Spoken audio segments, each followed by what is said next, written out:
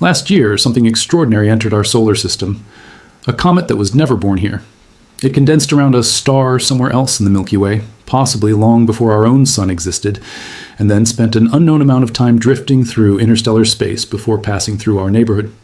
On July 1st, 2025, a telescope in Chile belonging to the Atlas network, the Asteroid Terrestrial Impact Last Alert System, detected a faint point of light moving across the sky.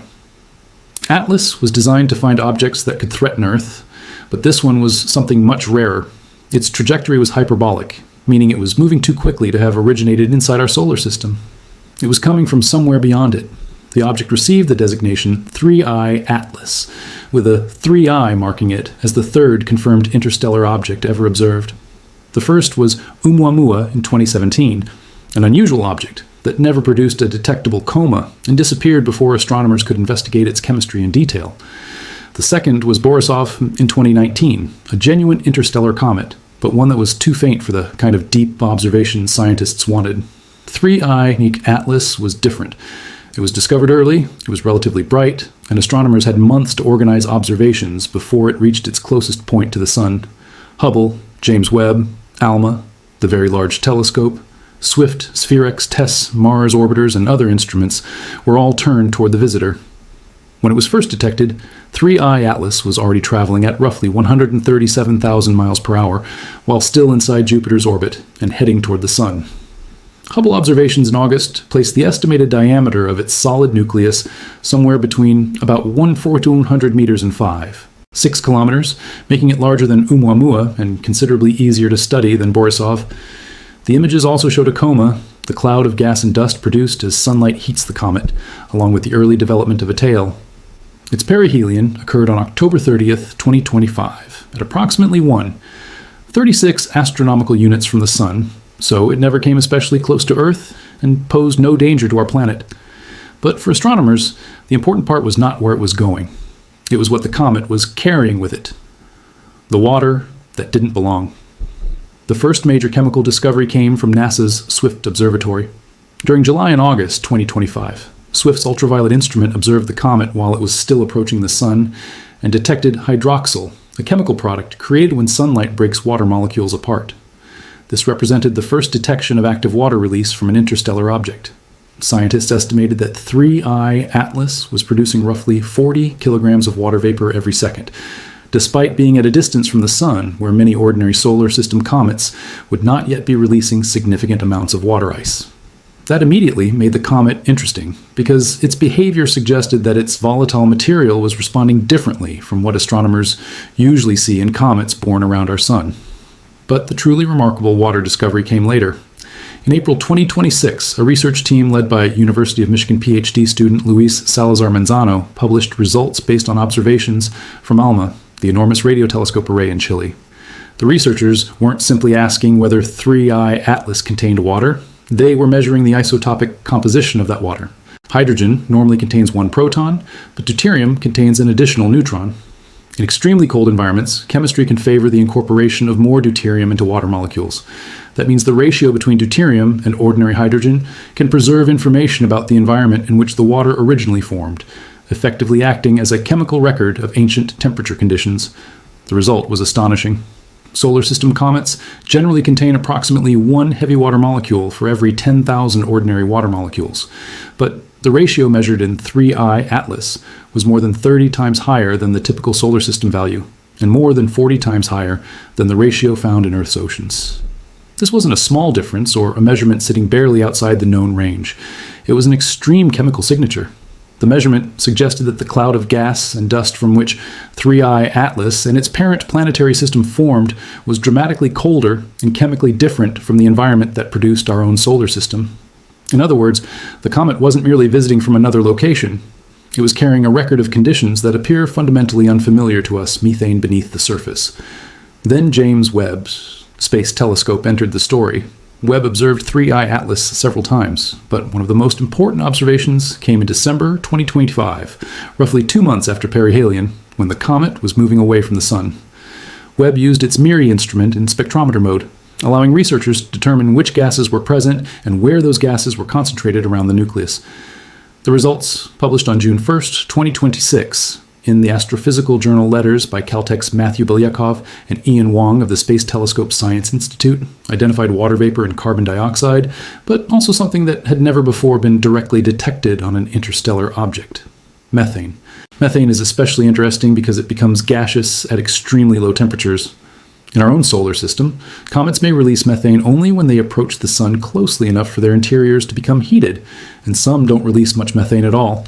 Webb, however, detected methane from 3I Atlas after perihelion. That timing suggested something important about the comet's structure. The methane appeared to have been trapped beneath outer layers of material, protected from the harsh radiation of interstellar space for an enormous period of time.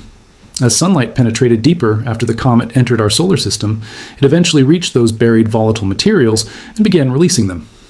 Webb also revealed that the different gases were not distributed in the same way. Water was spread broadly through the coma, with much of it apparently coming from icy grains drifting away from the nucleus, while carbon dioxide and methane were more tightly concentrated around the nucleus itself, suggesting direct release from solid ice. The methane-to-water ratio was notably higher than what is normally seen in solar system comets, while the elevated carbon dioxide level also pointed toward a different formation environment. As 3I Atlas moved farther away from the sun, water production declined more quickly, while methane and carbon dioxide persisted somewhat longer. The sequence matched what scientists would expect from a comet containing different volatile materials at different depths, strengthening the case that the chemistry was telling us something genuine about its birthplace. An older chemical fingerprint, the European Southern Observatory's Very Large Telescope, provided another major piece of the puzzle. Through late 2025 and into 2026, astronomers used the UVES instrument to examine the isotopic composition of material surrounding 3I Atlas. A team led by University of Edinburgh astronomer Cyrielle Oppetom studied isotopes of carbon and nitrogen contained in cyanide molecules in the comet's gas cloud. Carbon exists in several isotopic forms, including the common carbon-12 and heavier carbon-13, while nitrogen is commonly found as nitrogen-14 and nitrogen-15. The relative proportions of these isotopes preserve clues about the temperature, radiation environment, and chemical conditions present when the material formed. For 3I Atlas, the researchers measured a carbon ratio near 147 and a nitrogen ratio near 343. Those values were dramatically different from the usual measurements in solar system comets. Typical comets around our sun show carbon ratios closer to 90 and nitrogen ratios generally between about 130 and 170. The numbers from 3I Atlas therefore did not simply sit near the edge of the known range. They extended far beyond it. The results published in Nature Astronomy on July 6, 2026 were consistent with formation in a cold, metal-poor environment, potentially one associated with an earlier stage of the Milky Way before generations of stars had enriched the galaxy with heavier elements. Put all those observations together, and a remarkable picture begins to emerge. The extreme deuterium signature in the water, the methane apparently preserved beneath an altered outer crust, and the unusual carbon and nitrogen isotope ratios all point toward a birthplace very different from our own. 3I Atlas may have formed in the outer regions of a protoplanetary disk around a star substantially older than the Sun, in a colder and less chemically enriched part of the galaxy. At some point, a gravitational interaction with planets or another star may have ejected the comet from its original system and sent it into interstellar space. It could then have traveled for billions of years, accumulating radiation damage on its surface, before an extraordinary coincidence brought it close enough to our Sun in 2025 for humanity to study it, Webb's chemical time capsule. The most remarkable part is that scientists didn't need to send a spacecraft to another star system. The sample came to us. James Webb's December 2025 observations captured 3I Atlas while it was still active, allowing astronomers to map its chemical emissions and investigate material escaping from its nucleus. NASA Goddard scientist Martin Cordner had been preparing for exactly this kind of opportunity since the discovery of Oumuamua in 2016. The difficulty with interstellar objects is that they don't give astronomers much time. They arrive, move rapidly through the solar system, and then disappear forever. When 3I Atlas was detected in July 2025, the preparations could finally be put into practice. The resulting observations created what researchers described as one of the most chemically detailed records ever assembled for material originating outside our solar system. Instead of crossing light years with a spacecraft, humanity effectively received a natural sample delivered directly into the neighborhood of the Sun.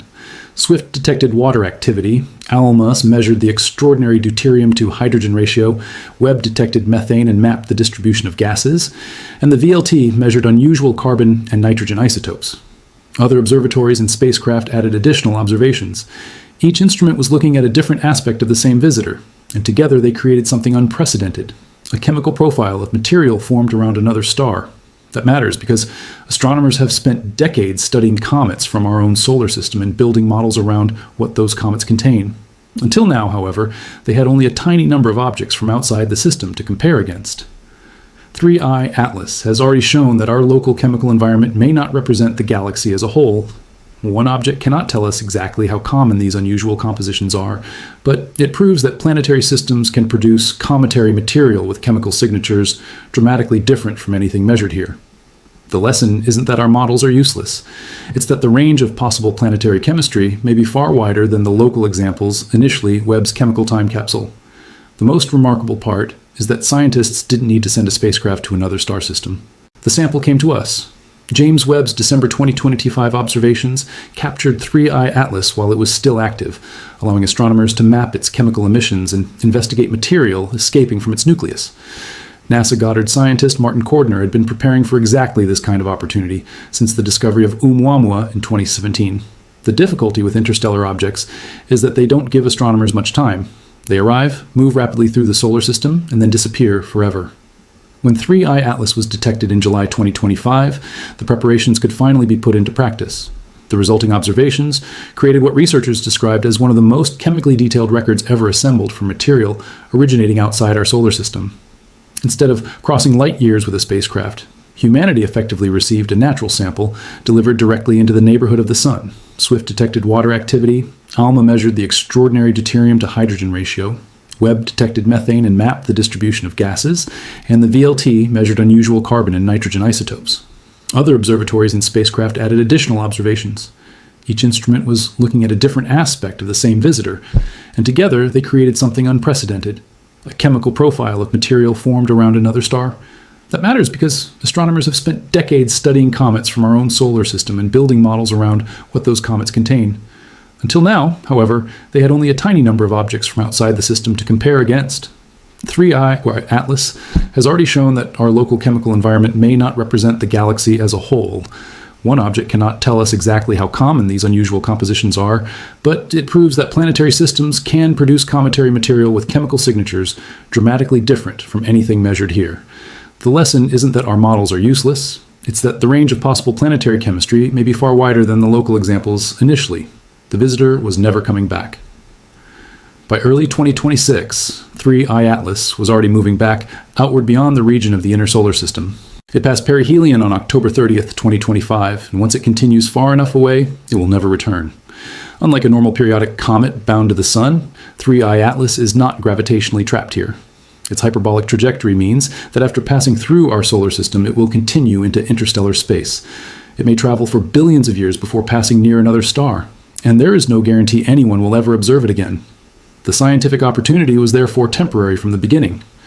During that brief window, astronomers mobilized an extraordinary collection of instruments. Webb, Hubble, ALMA, the Very Large Telescope, SphereX, TESS, Swift, the Europa Clipper spacecraft, and spacecraft operating around Mars all contributed observations or tracking efforts. The result was a collection of firsts. The first direct methane detection from an interstellar object, the first detailed deuterium water measurement of this kind, the first major carbon and nitrogen isotope fingerprint from an interstellar comet, and the first detailed mid-infrared chemical spectrum of material originating outside our solar system. Every observation had to be made before the comet became too faint and distant to study. The bigger question now is what comes next. The Vera Rubin Observatory officially began its 10-year sky survey on June 30th, 2026, and its enormous field of view and repeated observations are expected to uncover many more transient and moving objects. Estimates suggest that the survey could identify somewhere between several and dozens of additional interstellar objects during its mission. If even a handful of them can be studied as closely as 3I Atlas, scientists will finally begin building a statistical picture rather than relying on 3 individual visitors. The next object could resemble our own comets, or it could be even stranger. Either way, each interstellar visitor will provide another natural sample from a planetary system that humanity could never reach with a conventional spacecraft.